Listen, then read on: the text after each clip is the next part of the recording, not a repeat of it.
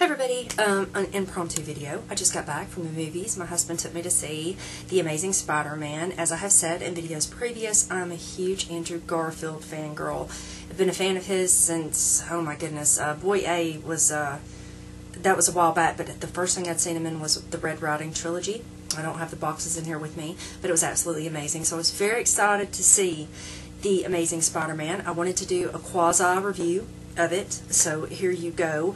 If you know anything about the Tobey Maguire, Sam Raimi version, then you kind of have an idea, although I will say that The Amazing Spider-Man is taken from different source material, because as I'm sure some of you are aware, that there were two versions, and I can't remember off the top of my head what they were, but this one follows more of the roots of the corporation, the Oscorp, and where Peter Parker is bitten and whatnot. So anyway, I'm going to go into the review of it. I'm going to tell you a little bit about the film. The basic premise of the film is, if you know anything about Spider-Man, it's a young man, kind of misunderstood, awkward, shy, geeky nerd, has his camera in hand and views the world through the lens because he's too afraid in many ways, I think, to engage the world. Orphaned as a child, living with his uncle and his aunt. He goes to school, lives a kind of mundane existence, and one day his life changes. He gets bitten by a spider. In this film version of it, he kind of finds a folder that his father had with, he doesn't know what it's for. There's a formula in it. He ends up going to the lab, finding the girl kind of his dreams. If you know anything about the comics, you know that Gwen Stacy was actually his first love. Mary Jane came along after Gwen Stacy. That is who is in this movie, played by Emma Stone, and I guess I should go ahead and state from the start that I think if this movie does well, even if there are things people don't like, I don't think that they can deny the chemistry, obviously, because they're a real-life couple that Andrew Garfield and Emma Stone have on screen. It's amazing. My husband didn't particularly enjoy this version that much, but even he said, I can't deny that they have amazing chemistry, and they do. He's bitten. His life begins to change. He finds out he has powers that he could never have imagined. I kind of like the fact that he reinvented the web shooters and whatnot. But lo and behold, as he's investigating his father and the formula he created, he comes across the doctor, and I'm drawing I can't believe I'm drawing a blank on his name. It becomes Lizard Man, who's trying to regrow his arm. He lost his arm, and he decides to help him. And it's not the smart thing to do, because it's just not. Bad things have to happen, right? So you have to have things that happen. I'm just going to say that's a horrible kind of synopsis of the film, but I don't want to give anything away. I mean, most of the stuff that you read online is going to tell you about it anyhow, but that's a very gist of it. So you have the love story, you have him coming into his abilities, you have him kind of growing and evolving as a person, and then you have consequences for his actions and just life. I've always found that Spider-Man is kind of, in my opinion, a metaphor for life. We all start out in a certain way, and then we reach different stages in our life where we think that we know what we want, or we think that we know something, and then we realize that we have no clue at all. And that's why I've always loved the comics, and I love the movies as well. People probably want to know little things. Okay, I'll tell you that I did enjoy the first three films by Sam Raimi. I thought that they were very good. I wasn't an enormous fan of the third one, but I thought that I did like them. I was never a big fan of Kirsten Dunst, although I did like Tobey Maguire. So it's different.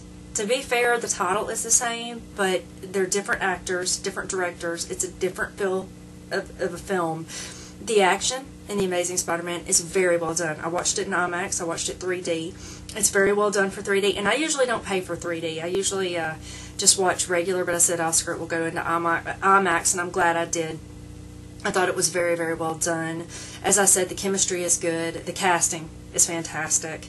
Andrew Garfield is phenomenal at his range as an actor. Is just incredible. I mean, it just is. There's something about him. He's charismatic on screen. You know, I have people that make fun of me because I have pictures of him on my corkboard, and I mean, he's not your average looking fella, but I think that that's why he works so well for Spider-Man, because he really is a geeky Peter Parker. Likewise, Emma Stone is beautiful. I mean, everybody knows that. She's a gorgeous girl. But beyond that, she's hilarious. She's very funny, and all it takes is a simple, cheeky little look or grin, and it makes you want to smile, and she's very good in her role. Ron, darn it, Ivan Reese, is that his name? If I messed up, I'm sorry. Plays Lizardman, and I'm probably getting it wrong. It's probably not Lizardman, but I'm trying to hurry before my kids get home. He's phenomenal in everything he does. I kept waiting for him because he was in The Replacements, the football film, The Replacements. I kept waiting for him to go, let's play football, bitch. but I knew it wasn't going to happen, but I love him, and I love him in that film, so I kept waiting for him to, I'm worried, or something, but he didn't. Martin Sheen's incredible. Sally Field is great. Everybody. I mean, the cast is just, it's very, very well done.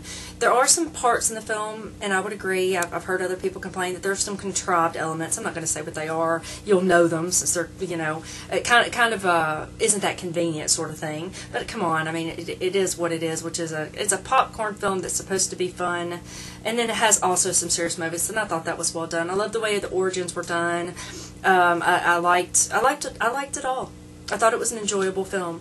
Now, that being said, I do think I think you're going to like it or you're going to dislike it. Maybe there can be that middle ground. I don't know, because my husband, he thought it was okay, but I could tell just by his reaction that he wasn't just blown away by it or anything. I would kind of liken it probably to the way that I felt. I did love parts of The Avengers, for example, which is a different movie altogether, but I wasn't blown away by it like everyone else was. I wanted to be.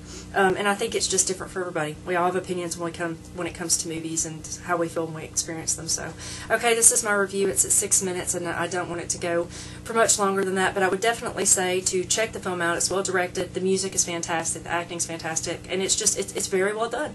I really enjoyed it. I'm glad that I went to see it. Until next time, I'm going to go for now. I don't know if I'll be back on Tuesday for the House of War. I will try. My kids are just keeping me really busy this summer. I just can't seem to get away from anything. But until I speak to you all, I hope you're doing well. I hope you're watching some great film. And hopefully, cross my fingers, I'll be back on soon. And yeah, I'm not even talking clearly. I better go. I'll talk to you all later. Bye.